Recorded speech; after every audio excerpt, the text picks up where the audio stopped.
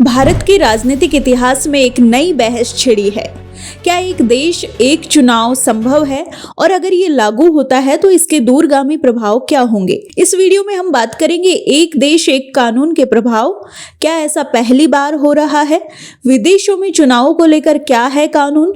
तो आप अंत तक बने रहें, और हाँ, कहीं समझ नहीं आए तो कमेंट करके जरूर बताएं। चलिए शुरू करते हैं। एक देश एक चुनाव का विचार नया नहीं है।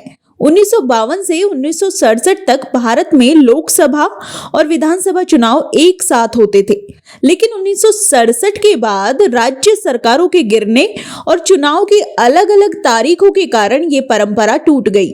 अब इस प्रस्ताव को केंद्रीय कैबिनेट ने मंजूरी दी है और इसे अगले सप्ताह संसद में पेश करने की तैयारी है।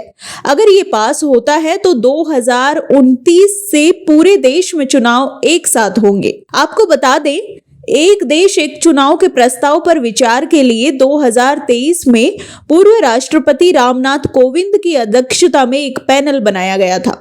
इस पैनल में 8 सदस्य शामिल हैं, जिनमें पूर्व राष्ट्रपति रामनाथ कोविंद और वरिष्ठ अधिवक्ता हरीश साल्वे सहित 8 लोग शामिल हैं। इनमें 3 नेता और 3 रिटायर्ड अधिकारी। उनके नाम गृह मंत्री अमित शाह बीजेपी नेता, अधीर रंजन चौधरी कांग्रेस नेता, गुलाम नबी डीपीए पार्टी के नेता हैं। 3 पूर्व अफसर इसमें शामिल हैं।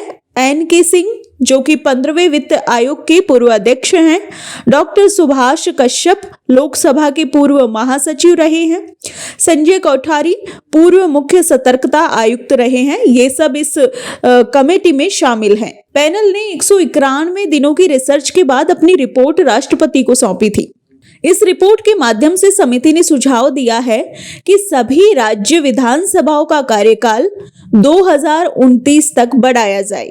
हंग असेंबली, यानी कि किसी को बहुमत नहीं, नो कॉन्फिडेंस मोशन होने पर बाकी 5 साल के कार्यकाल के लिए नए सिरे से चुनाव कराए जा सकते हैं। 2 चरणों में चुनाव कराए जाएं, पहले लोकसभा के, विधानसभा और फिर 100 दिनों के भीतर स्थानीय निकाय चुनाव। कोविंद पैनल ने 7 देशों की चुनाव प्रणाली का अध्ययन किया, जिनमें दक्षिण अफ्रीका, यहाँ राष्ट्रीय और प्रांतीय चुनाव एक साथ होते हैं।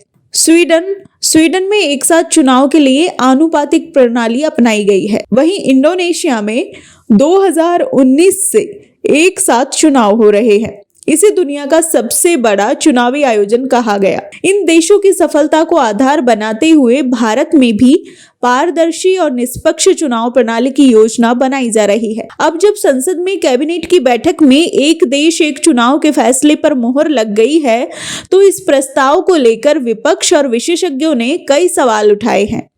विपक्ष और विशेषज्ञों का कहना है कि क्या ये संघीय ढांचे के खिलाफ है? क्या ये लोकतांत्रिक प्रक्रिया को कमजोर करेगा?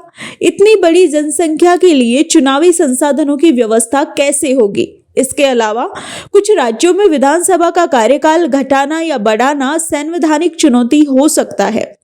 सरकार का दावा है कि इससे चुनावी खर्च कम होगा और विकास कार्यों में बाधा नहीं आएगी। केंद्रीय मंत्री अश्विनी वैष्णव ने कहा कि ये लोकतांत्रिक सुधार की दिशा में एक ऐतिहासिक कदम है। वन नेशन वन इलेक्शन का उद्देश्य राजनीतिक स्थिरता और आर्थिक बचत है, लेकिन ये एक बड़ा कदम है जिसके लिए व्यापक आम सहमति और संवैधानिक संशोधन की आवश्यकता है। क्या ये भारत के भविष्य को नई दिशा देगा या विवादों में घिर जाएगा? ये तो आने वाला समय ही बताएगा। हाँ, लेकिन इस विश्लेषण पर आपकी क्या राय है? आपको ये वीडियो कैसा लगा? हमें कमेंट करके जरूर बताएं। NSE 9 न्यूज के लिए पूजा शर्मा की रिपोर्ट।